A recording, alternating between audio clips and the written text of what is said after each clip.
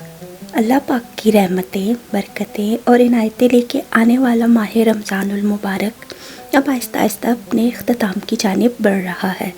तो बस कुछ ही दिन रह गए, उसके बाद हम रमज़ानुल मुबारक को अलविदा कह देंगे। इस साल का रमज़ानुल मुबारक रुखसत हो जाएगा और अल्लाह ताला से दुआ है कि हमें अगला साल का रमज़ान भी देखना नसीब फरमाए। अपनी रहमतें, बरकतें और इनायतें हम सब पर इसी तरह से नाजिल करता रहे और हमें उसका इबादत गुजार बंदा बनाए। तो हेलो जी, अस्सलाम वालेकुम। कैसे हैं आप सब?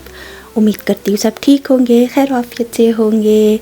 दोपहर का टाइम है, सो के उठ चुकी थी, नमाज से पहले का वक्त है और बाहर का मंजर देखे एकदम से इतना क्लाउडी हो गया, अंधेरा छा गया। मुझे लगा शायद कि बारिश होगी, लेकिन ये बारिश नहीं हो रही थी, ज़ालाबारी हो रही थी। बहुत ही छोटे छोटे साइज़ के बॉल्स जैसे गिर रहे थे। तो अच्छा खासा वेदर इस तरह से क्लाउडी हो गया था। मैंने कहा कि अरे भाई, आज तो लगता है कि या तो बारिश होगी या स्नो होगी, क्योंकि वेदर में शो भी हो रहा था कि थोड़ी स्नो थोड़ी बारिश होनी है। लेकिन पल में तोला पल में माशा, एक ही दिन में मौसम ने इतने रंग बदले कि हमें तो हैरत ही हो रही थी। तो खैर, सबसे पहले तो हम अपनी कुकिंग स्टार्ट करते हैं। ये रेसिपी मैं कुक्ड बाय सबीन की रेसिपी से इंस्पायर होकर बना रही हूँ। उन्होंने फाइलो शीट्स के साथ बनाई थी और मैं समोसा पट्टिया जो है उनके साथ बना रही हूँ। तो सबसे पहले मैंने बोनलेस चिकन ले लिया था, उसको चॉप करके अच्छी तरह से कीमा बना लिया है। बिल्कुल पतला कीमा है। पैन में थोड़ा ऑयल डाला और चिकन का कीमा डाल के अब इसको कुक करने लगी हूँ ताकि इसका पानी ड्राई हो जाए और एकदम अच्छे से ये फ्राई हो जाए, कुक हो जाएगा। तो इसमें हम बाकी स्पाइसेस और कुछ और चीज़ें शामिल करेंगे। तो यहाँ पे देख ले, चिकन अच्छी तरह से कुक होने वाला है, पानी ड्राई हो रहा है। तो मैंने थोड़ा चिकन क्यूब शामिल किया, नमक शामिल किया और साथ ही जो है फिर थोड़ी काली मिर्च, थोड़ा गार्लिक पाउडर, थोड़ा सा धनिया पाउडर, ये सब चीज़ें शामिल की। ज़्यादा चीज़ें नहीं शामिल की, स्पाइसेस वगैरह बहुत हल्के रखे थे मैंने कि ये एकदम माइल्ड सा स्नैक हमारा बन जाएगा। तो यहाँ पे थोड़ी सी काली मिर्च भी शामिल कर दी है। अब इन सब चीज़ों को अच्छी तरह मिक्स करेंगे, कुछ सॉसेस मिक्स कर लेंगे।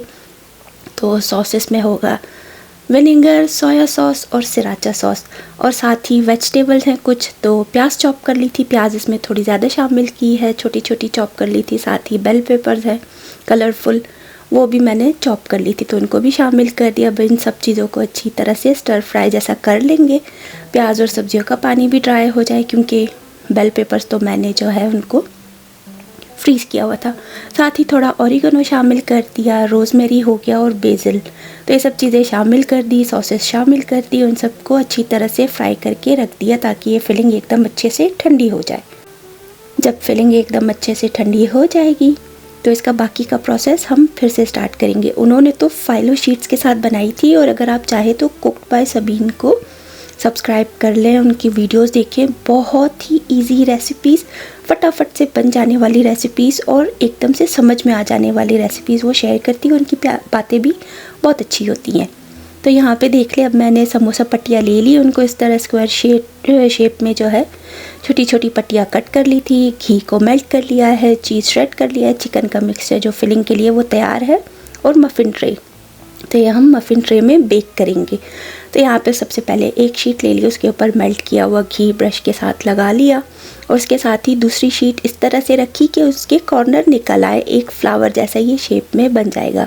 तो पहले तो हम सिर्फ 3 शीट्स इसी तरह से करके फिर इनको हम मफ़िन ट्रे में इस तरह दबा के रख देंगे ताकि वो एक गोल शेप जैसी बन जाए और साइड से उसके किनारे भी निकल आएंगे। तो मैंने इसी तरह से कर लिया, 3 शीट्स बना ली, उसको मफ़िन ट्रे में रखा, और उसके बाद जो हमारी चिकन की फिलिंग है वो इसमें डालेंगे और श्रेड किया हुआ चीज़, और उसके बाद जो है बाकी की 2 शीट्स और हम इसी तरह से घी लगा के एक दूसरे के ऊपर रख देंगे, साइड से उसके किनारे बना के फिर वो भी इसके ऊपर दबा के रख देंगे ताकि वो थोड़ा सा चिपक जाए, और चीज़ जब मेल्ट होगा तो और भी चिपक जाएगा। कुछ शीट्स तो खुल रही थी जब बेक हो गई थी, लेकिन ये कि बस ट्राई किया था और मज़ेदार सी रेसिपी थी। वरना नॉर्मली हम जो रोल वगैरह, समोसे, ये सब चीज़ें फ्राई करते हैं तो थोड़ी देर के बाद ये एकदम सॉगी होने लगती हैं, लेकिन इस तरह से जब बेक किया था तो ये काफ़ी देर तक एकदम ही क्रंची क्रंची रही थी। और पूरे रमज़ान मैंने ये ट्राई किया कि सिर्फ फ्राइड चीज़ें ही ना हो, डिफरेंट चीज़ें ट्राई की।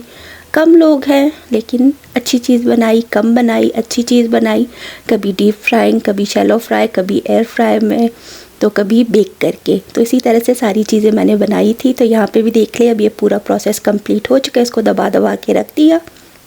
बाकी का सारा प्रोसेस भी इसी तरह से करेंगे और हमारे सारे फ्लावर्स एकदम रेडी हो जाएंगे। अगर आप ज़्यादा बनाए फ्रीज़ करना चाहें तो इसी तरह से मफ़िन ट्रे में रख के इसको अच्छी तरह से रैप करके फ्रीज़र में रख दें। जब ये फ्रीज़ हो जाए तो उसके बाद एक एक करके ज़िप लॉक में रखते जाएं और फ्रीज़ कर लें। जब भी इनको बेक करना हो तो निकाल लिया करें। तो यहाँ पे देख लें, बस मैंने तो आज ही बनानी थी सारी, जितनी मेरी बन गई थी वही मैंने शाम में इफ्तार के टाइम के लिए बना ली थी। तो मेरा सारा प्रोसेस एकदम अच्छे से हो गया था। ओवन को भी मैंने प्री हीट होने के लिए रख दिया था। पहले मैंने 320 पे रखा, फिर उसके बाद मैंने सोचा नहीं, मेरा ओवन जो है वो हमेशा टेम्परेचर, वो इलेक्ट्रिक है तो उसका टेम्परेचर हमेशा गड़बड़ होता रहता है मुझसे, तो मैंने जो है 380 पे कर दिया था।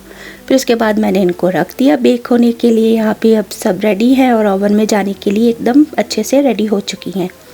तो इतना अच्छा कलर भी आया था और एकदम क्रंची क्रिस्पी से ये बेक हो जाएंगे।